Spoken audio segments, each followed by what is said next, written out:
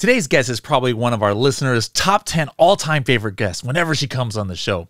We're going to have a super wide range of topics today, including packaging tips, lifestyle image strategies, Shopify promotion, and even breathing techniques. How cool is that? Pretty cool, I think.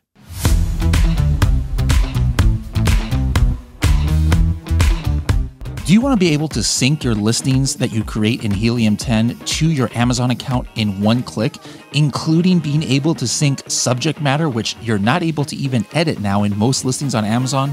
You're going to want to use Helium 10 Listing Builder. Make sure to find out how to use Listing Builder by going to h10.me/listing builder. That's h10.me/listing builder. Hello, everybody, and welcome to another episode of the Serious Sellers Podcast by Helium 10. I am your host, Bradley Sutton, and this is the show that's a completely BS-free, unscripted, and unrehearsed organic conversation about serious strategies for serious sellers of any level in the e-commerce world. We've got my sister from another mister here, Ann, back for the third time on the show. How's it going, Ann? Hi, Bradley. Ooh, I don't know if I'm a serious seller, though. I'm kind of a silly seller. So you're serious in some things, but you're a very playful attitude here. But hey, speaking of what you're serious about, so like I know you're big on health and not just physical health, emotional health. We'll talk a little bit about that later. But because you're on here and you make, just by your presence makes me more mindful of these things. For the first time in like 3 weeks, I raised my standing desk and I'm like, hey, I'm going to be standing up for this podcast, which I almost never do because, I got to be mindful of doing what I'm supposed to be doing and standing up because Ann's here. So just by having you on the podcast, you're already affecting me in a good way here. Amazing. Anyways, it was great to see you, a few weeks ago at Sell and Scale Summit. You crushed it. The one time I saw you on stage, I know you were on stage a couple other times, but did you have fun at that event?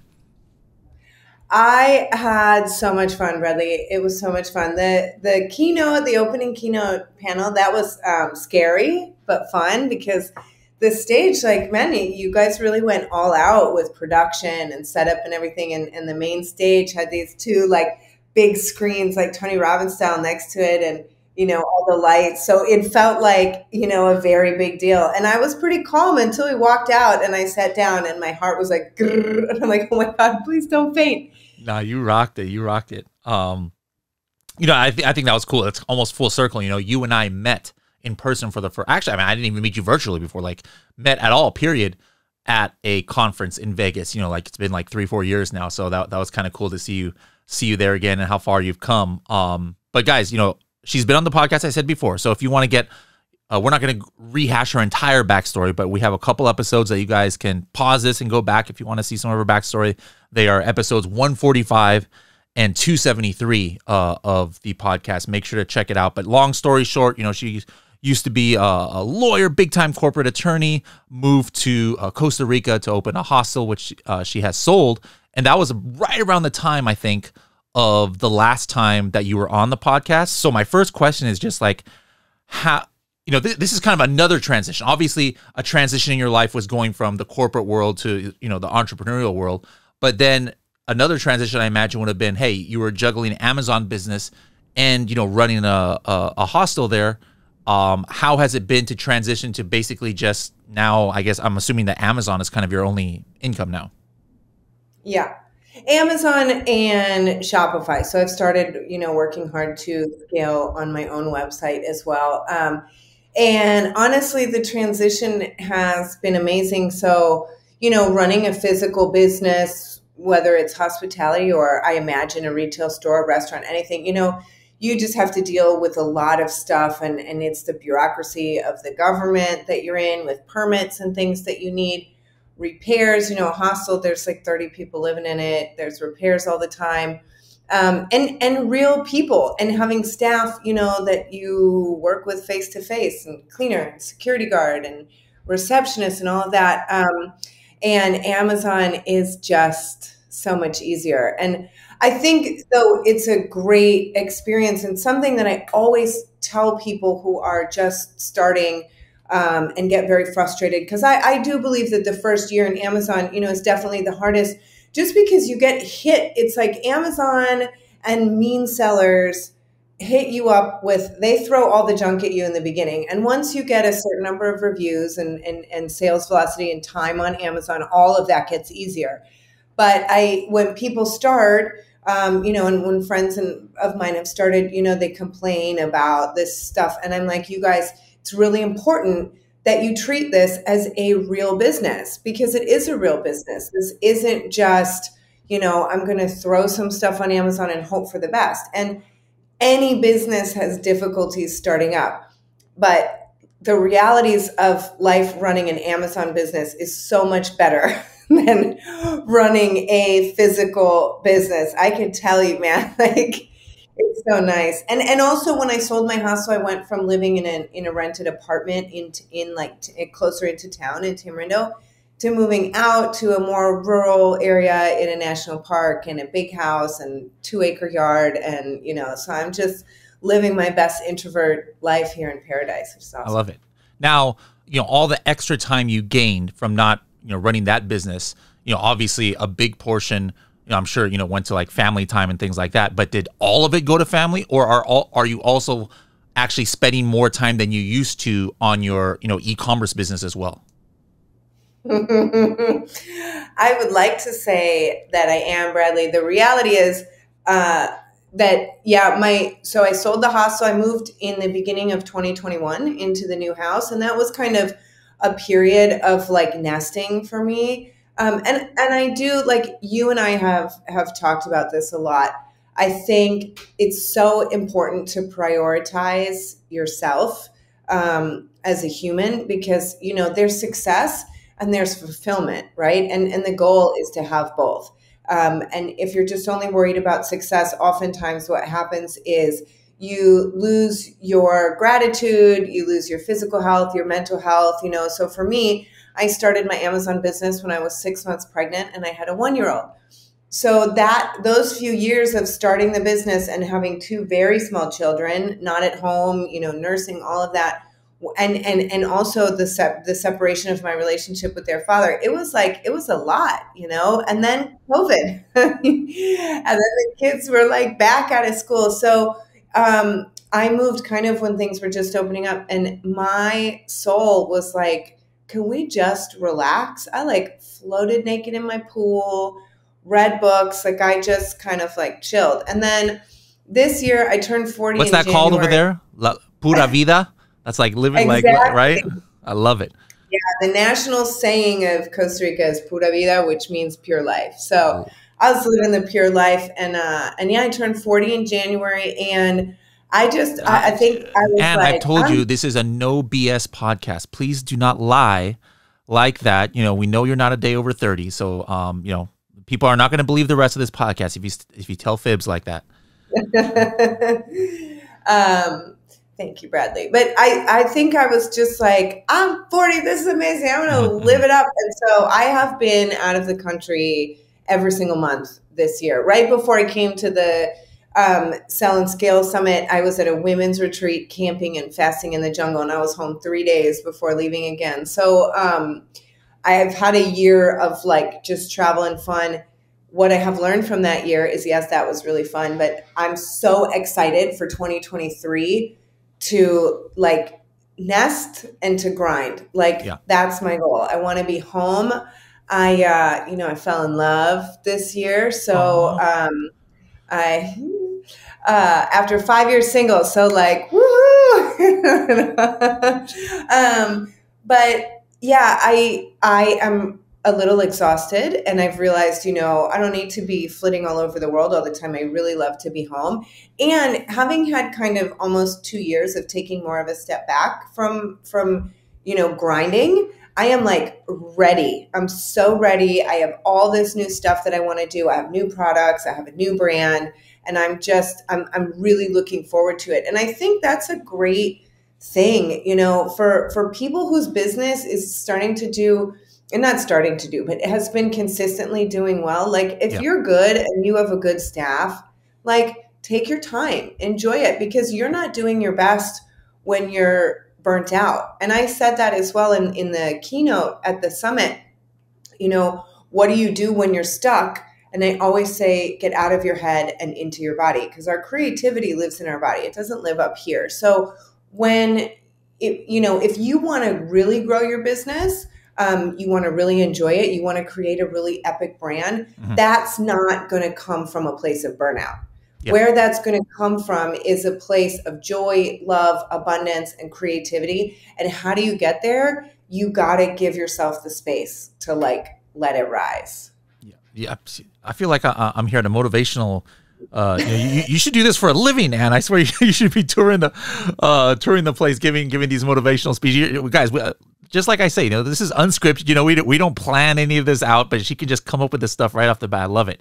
Now, let's talk some nuts and bolts. You referenced the last time on the podcast. I believe under your old brand that you've had for a few years, you started a new skincare line, and then you had also said you were investigating starting another skincare line, but under a different brand with somebody else. How did that first thing do, and did you end up doing that second thing as well? So yes, the skincare line under my current brand is doing really well. Skincare is hard, with the skincare on Amazon. I think it is a little bit easier off Amazon. If you have a content strategy, skincare supplements on Amazon is not just very competitive, but the margins are lower. So you have to have a really high sales volume, unless you're doing very expensive products, but that's hard to break into as well. So that was a learning curve for me. That was, going to products that were between $20 and $40 when my other products were between $60 and $70. And I have to say, I like the expensive products so much more. Right. There's so much more margin and so much more freedom to do things. And my thing is all about branding, packaging, quality, really high perceived value. And so I want to overspend on what I'm investing in my products and what they look like and how they're made. And so it's really important to always keep that, what your price is in mind and what's, going to be your top price. And the second skincare brand, we have, I think like so many people in the last 2 years, we've had a bunch of delays. And again, it's just remembering that it will get done when it gets done, right? And you got to keep moving forward. But there's, we had the supply chain crisis and manufacturing crisis. Getting raw materials is really difficult. Shipping is difficult. And so many skincare companies have prioritized, in 2020 and 2021, things like hand sanitizer and stuff like that. So that got slowed a little bit, but we have our packaging, which is so good. Like our design and the bottles and jars we're using is amazing. I love packaging and the creative process. Doing it with my partner on that brand is really fun. And what's some tips you can give us about that? Like anybody, of course, I think a lot of people understand. Oh yeah, crushed on your packaging, it'll give you a competitive advantage. But what's some actionable insights you can give about like how you tackled that project? Like, did it involve studying your customer avatar, or was it strictly just like this vibe you wanted to give? Like, some people hire agencies and like do the whole branding project. Like, how did you tackle that project? I did it for both my brands kind of in two different ways. So when I did the skincare line for for my first brand, that's just mine. Yeah. Actually, I found an amazing graphic designer on Upwork, and my idea for the packaging was that it was going to be ocean inspired, kind of. Okay. And I'd sent him some images from my photographer that he'd taken of like just beaches and stuff. And then it was going to be like sand and water. And he sent me, I think what's awesome, Upwork Upwork is going to be more expensive than Fiverr, but Upwork has some amazing designers. And what you can do is ask them for, a price. If you're doing a few things, you want to price the whole project instead of by the hour, because he would have been like $45 an hour, but he did 5 products for like $2,000, labels and boxes. And he sent me that design, the beach ones, and they weren't really right. And then he sent me this one. It has lavender in the first one that we were designing. Mm-hmm. And it was like this up close. Actually, I have it right here. It's so funny. So like Look at this. This is the box Nice, with nice. this lavender on it. So pretty. And then the Oh wow. bottles Okay. have the same thing. And this is blue. You can't really see it on the screen, but it's blue. So it ended up, sorry, one of these boxes is really like crushed, but it ended up that we did kind of like a floral, because all the ingredients had, this is, natural organic skincare for new mothers and pregnant women. So they all have different herbal and like flower extracts. So like these are just the three that I happen to have sitting in my office because it makes me feel good to like look at them. But they all like some orchid and like an orange. So that just kind of came from the inspiration of using that designer. And I knew I really wanted to have like very colorful boxes because on Amazon, when you got the list Yeah. of pictures in the search, because when people are searching, they don't see all your images, right? Sure, They just sure. see your hero image. And so if they see this box Yep. versus, well, I don't have another box, but like, a boring white box, like that really stands out. Did you do any research into some of your competitors to see what they were doing and not doing with their packaging at all? Yes, I did. And I mean, in general, I think packaging on Amazon is always like never that great. But if you're looking at like skincare is an amazing place to look for packaging ideas off Amazon skincare. And especially, brands that sell on their own websites, and Instagram, because like women buy skincare products totally based on the packaging, 100%. And so, yeah, you can get some like really cool ideas. And then with my second brand, in searching for the bottles and jars, we decided on this like wooden packaging and that we love. And so that had to be really minimal. You're not putting a label on it.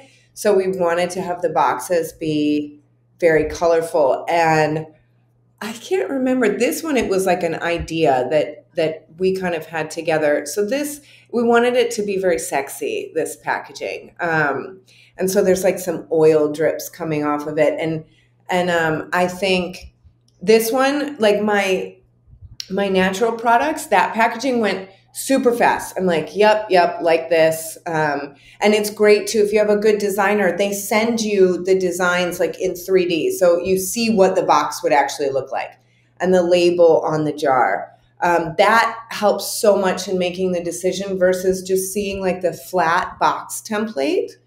Seeing it come to life in the 3D is so helpful. And so that was very fast. With my newest brand, with my partner, we did have a specific idea, and it was so difficult to get the colors and the shape. And as you see your idea, when you see it in actual practice, on the box, and you're like, this doesn't look right, and you change stuff. This one, we went back and forth. We had to pay so many times for extra revisions because we had an idea in our head that we just really wanted to get it right. And because this is pure skincare, we were like, this has to be epic. But in the end, it was so worth it because it looks so good, Bradley. So good. So which was $2,000? Just the one or both of the development was $2,000? No, so my first one, I did 5 products at the same time. Okay. For my natural skincare line for moms. And that was $2,000 for 5 boxes and 5 labels. Now, was that 3 of those? Is that the one that you just, held up for those who are watching this on video? Okay. So then my question would be, there's that fee. How much of what how much did that add to your product cost as opposed to if you had just a generic, bottle and a generic box, with an FNSKU sticker like a lot of Amazon sellers do? How much per unit is it adding that you have these nice packaging? Well, the printing price is not that much more expensive than the box price. So the box price and labels are super cheap. So always do an amazing label because the labels are, pennies. Boxes, what's more expensive than printing the design is the strength of the box. This is a problem, I think, for all Amazon sellers. that, especially if you're getting, your boxes are coming from China. So my skincare products are made in the US. So my boxes are done in the US. But I know, people who have different kinds of products, toys or whatever, if it comes in a box and it comes from China, often they want to do the thinnest paper. I had this with my first product with my carriers, and the boxes were arriving totally messed up, shredded, broken. And that when somebody opens their Amazon box and it's in your branded box that is like an absolute mess, that's torn apart and stuff, that tanks the perceived value of your product right away. And so with that product, what I ended up deciding to do was reusable carrier bags. Cost me less than $1 per bag. They're like cotton bags. They have my logo on it and the website on the back and these little drawstrings. So like little kids could wear them as a backpack. So number one, they don't break. Number two, people love it. Then it's eco-friendly. It's reusable. My product is for mothers, so if their kids can use it or they can use it to carry their product, or they put makeup or pacifiers or baby stuff, they're carrying around your brand name and your logo and your website everywhere, right? So it's getting and that costs you less than $1 to add that. Cost me less than $1 on a $65 product, right? Yeah. So there was margin. So like, look, this is a good example. This is before I changed the thickness of my box. Look at that's like. Yep. So it is more expensive to have better boxes, but it's if you can't afford to have better boxes, find a solution that's not a box. Cool. Now, what was your budget on? You said you actually made one not necessarily on the graphical side, but on the sexy side, like had it be wooden. So like what's the difference in price from just having a generic cardboard, like maybe other sellers might do, as opposed to you doing this wooden package? So the box isn't wooden. The box is regular. It's our jars and bottles. Okay. The actual products are made from wood. And yes, that's expensive. So I think we're ending up paying for box and jar and bottle close to $3. Some of them are a little bit less. You would probably be at $1.50, maybe a little bit less than that if you were using more standard packaging. But our products, the whole line is premium. Like we want to on purpose be more expensive than other sellers. And I think this is a really great strategy. It really depends. You need to know your market and your avatar. So if you're selling a utility product, something that people use every day, people are just looking for the cheapest price. But if you're selling, if I'm selling something that a mother's going to use with her baby, or something that a mother is, that a woman is going to put on her skin, the fact that it's more expensive, oftentimes, like people will on purpose not buy the least expensive one. So, for example, this product here, which is a spray for new mothers, the number one seller, and most of them are $9.99. I am $24.99. And we started lower and raised, and the sales didn't drop. So we stopped at 24. That was kind of our point of, when you're testing, when your sales are going to drop.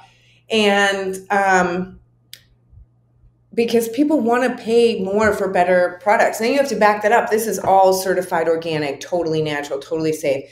But if you're going to charge more, it has to look better. So for my new brand, we want it to be premium. And yes, we might pay an extra $1 to $2 more in packaging, but we're charging $10 to $20 more per product than what we would if it looked very standard. I think that's fascinating. A lot of sellers don't think enough about it. Like I've always wanted to do something unique. Now that the market is flooded with coffin shelves, thanks to Project X, like I was like, man, I want to have like a box or a package for it that's actually shaped like a coffin too. It might cost like a couple bucks, but like this is not a $13 product. Yeah, if you have a $13 product, you can't be spending $3 on packaging. But for a $30 product, you got some wiggle room, and you have to differentiate yourself. Now, for that wooden one, like is it noticeable just from the search results? You know, just seeing your main image, is it standing out? Like people can tell, hey, this is some next level packaging or some next level bottles or whatever here. Yeah, totally. Okay. You know, we have the beautiful minimal wooden like jar next to this like colorful, provocative, you know, design on the box. And the market that we're in, you know, for women, most of the other products are like in this niche are very, very like sterile. And we're taking what is kind of, you know, has been seen as more utility. I love your adjectives here. Sterile versus provocative here. You know, right? Totally. We're taking what a lot of women in the past have bought, you know, more as a utility product and saying, hey, this isn't just like a utility. Like this can be something sexy and beautiful and awesome that you use and that you enjoy using. Now, speaking of images, you know, we've talked before how really, you know, you being a great photographer and everything, you have an edge in how you tackle your lifestyle photography. And now it's for some of your older products that are more maybe functional, right? But what's been your strategy now that you've been doing now skincare products where it's not like a thing, you know, like that's easy. Oh, hey, let's show a lifestyle image of this backpack or this blanket or something in action.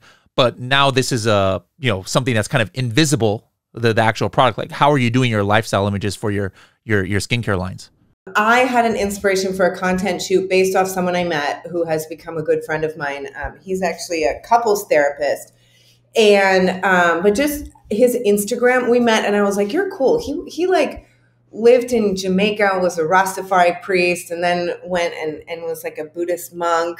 And now he's a couples therapist, and he's just really provocative human. Like, and his Instagram was really cool. And I had this idea of, because you know me, like I'm about feminine energy and the beauty and strength in women, and kind of deprogramming. Right, we receive, men and women, a lot of negative programming from the media, from everywhere, and I had this idea to do a photo shoot that was like the reverse of Adam and Eve. I used the same photographer that I've been using for Nalakai forever. And I've always been doing shots that are like, you know, with babies. And this was just me and then me and this guy like trying to be sexy. And it was very awkward at first. But I'm going to show you some of these pictures. So it was meant to be like, this brand is meant to be sexy, right? So let's see if you can see some of those. Yeah, I see it. I mean, like they're all, this is related to like what our scents, like the smell of so that's a peach. So is that one of your images you're actually using in your stack? Well, we haven't done the Amazon, like we haven't done the listing yet, but yeah. So that's kind of the whole Adam and Eve like play on that. Which, yeah, just in general, you know, I think you can get so creative with, oh, this one came out really cool. There's like an apple and hands and, you know. This is for the skincare line we're talking about, right? Yeah. Okay. Yeah. Wow. So then like what's your suggestion for sellers? Like, because obviously that's not a natural thought. Like, you know, I'm going to make, you know, I'm selling skincare. Let me have a couple, you know, really good looking people here, you know, topless and with an apple, you know, like I was wearing not everybody has unique, you know, creativity like that. So how does somebody who's not as creative as you like ideate this kind of thing? Well, first of all, on the topic of creativity, I think we are all creative. If you would have told me before I started Amazon, like, what type of person are you? I would say totally left brain, totally practical. As a lawyer, I guess you would almost have to be. Yeah, corporate finance, like boring. Yeah. And it was my Amazon business that like exploded my creativity, because what I found, I can't like come up with the idea. I'm not sketching stuff. and handing it to people and saying, make this. No, when I work with someone and they show me things, I'm like, I'm capable and enjoy saying, oh, this is what I like. And then moving from there. And I just found, especially with the photos, so I always work with a photographer here, in Costa Rica, and we shoot the products together. So I'm essentially the creative director, but not really, because the photographer knows more than me about lighting and where to go and what to do. But getting those photos back was just better than Christmas for me. And I found that was the part that I really liked. So I think we're all creative. We just have to find ways to enjoy it. And being creative and artistic doesn't mean that you're the one doing the art yourself. I cannot use Canva. I can't even use Canva. I don't do any of my own graphic design. But coming up with the ideas and being able to collaborate is something that you can do. So I think when you're thinking about branding and images, I think it's important to have fun with it.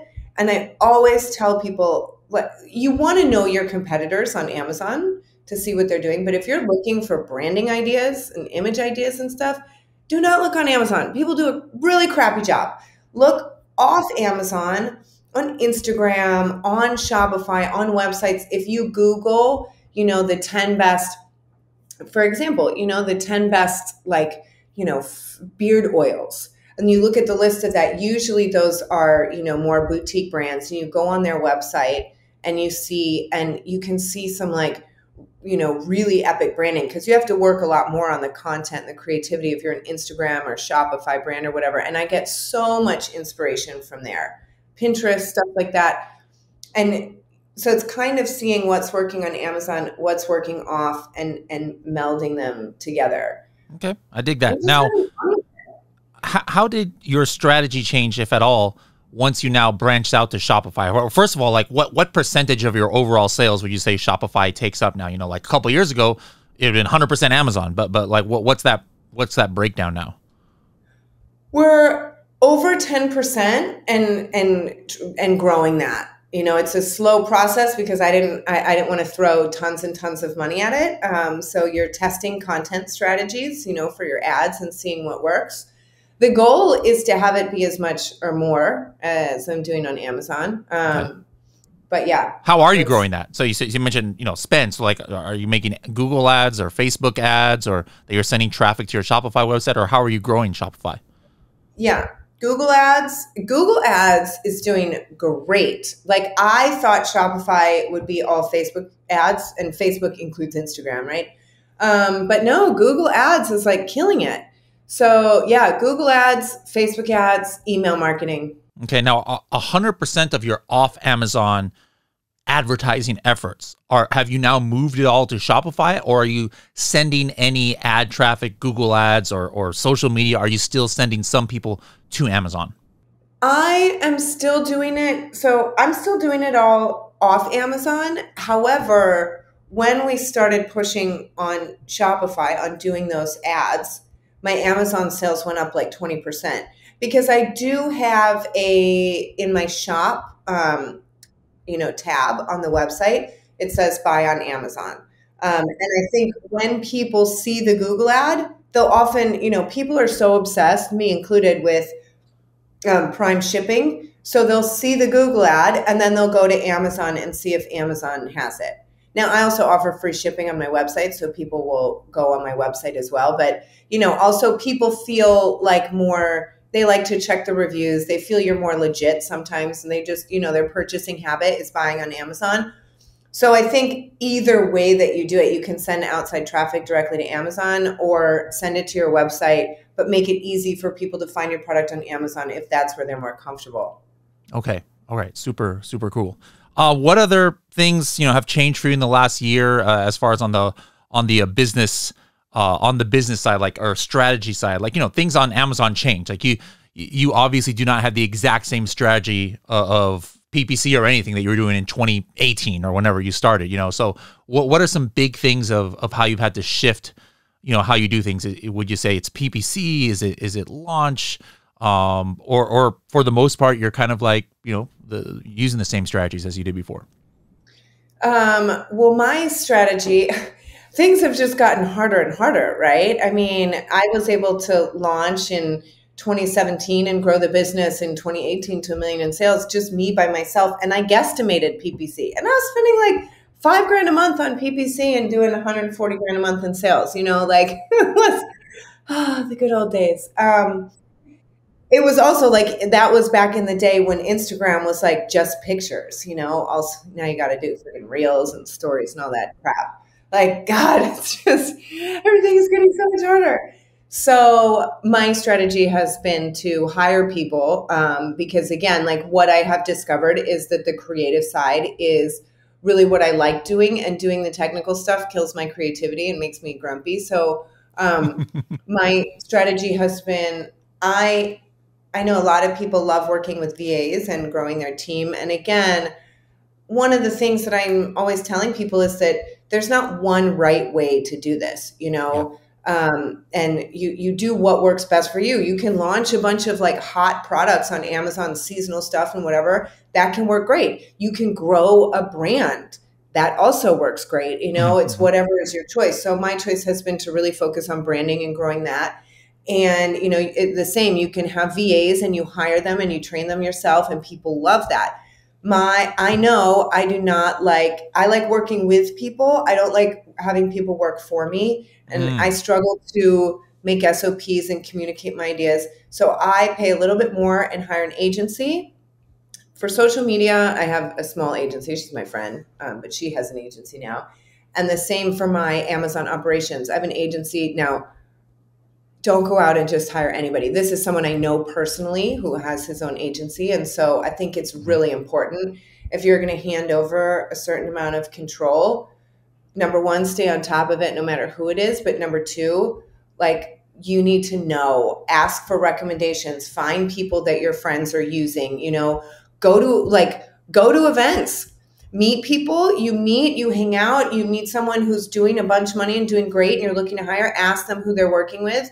I met the owner of my agency at an e-commerce event and knew him for over almost 2 years. And so I knew what he did in, you know, his work and his business before hiring him. But that's great, because then I have like my top level people that I deal with, and they do, you know, they manage their staff, and that just works way better.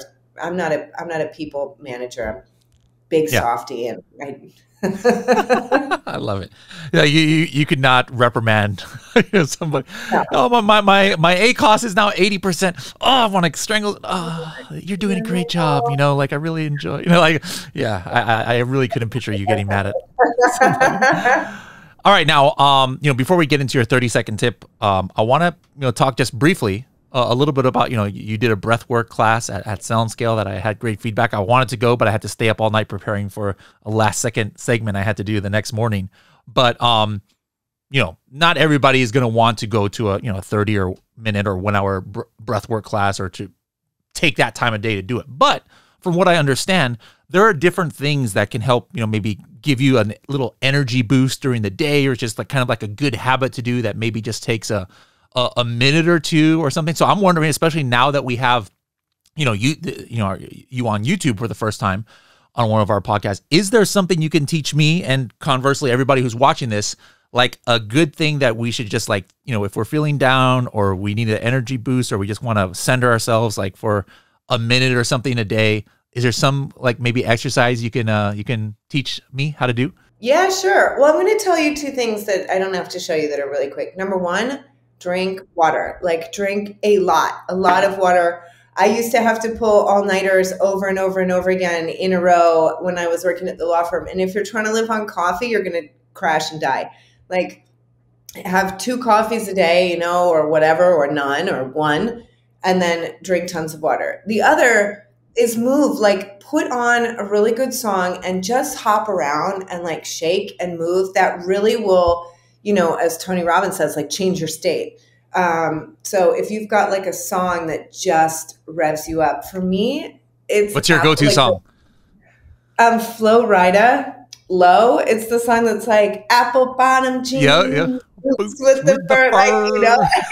I love it. It just makes me like want to twerk, you know what I mean? And that's the idea. It's not get up and like do this. It's like get into it. I've seen you do that on Instagram before in your stories. Yes. Yeah. Yeah. And then the other thing is breathing. So we typically we're starved for oxygen, right? Because we sit at our desk like this and we're hunched. And if you try to breathe, it's like these very shallow chest breaths. And oxygen is how we give energy to our brain. If we don't have enough oxygen, we can't think. So just taking like 10 big belly breaths will help so much. So belly breathing, like you got to sit up really straight and you're just imagining breathing into your belly. So it's like, so in through the mouth, out through the mouth, and you can put your hand on your stomach and move your stomach. So in and out through the mouth, not the nose. Nope, mouth. Just like that. Do it 10 times and then just kind of like shake it off. You might feel a little lightheaded. That's just because your brain is like, holy crap, what do I do with all this oxygen? But it'll go away and then you'll feel great, and it improves your blood fills with oxygen and your circulation improves. And it just generally wakes up your whole body. But when you do that diaphragmatic breathing into your belly, you breathe 40% more oxygen. So when you're feeling tired, sit up, take some deep breaths. Okay, Easy. 10 deep breaths, and then shake it out with our go-to song that we can twerk it out to. I love it. Yeah, and if you don't have one, try "Low" by Flo Rida. Okay, all right, yeah. I'm probably gonna do Blackpink is my go-to pump me up music these days. Okay. But all right, so what about on the Amazon strategy side, or Shopify strategy, or Google ads, or Facebook ads, or social media? I mean, you have so many cool things that I think are unique to you. What's your 30-second to 1-minute tip of the week that you can give the sellers who are listening out there? Well, we were just talking a lot about packaging. So I think packaging is a really good strategy. And you can change up your packaging, even if you have a current brand. Find a good designer. I think Upwork is such a good place to look. And if you email people, they will send you, their proposal. They'll send you other things, other brands that they've done. So look and see. And really, when you're working with graphic designers, collaborate. If you give them the freedom, like, they're creative. They do this all day. They see stuff all day. So ask them to send you brands that they've worked on that have similar products. Take ideas from them. Let them give ideas to you. But bright and colorful packaging will stand out. Like a brightly colored box will stand out so much in your hero image.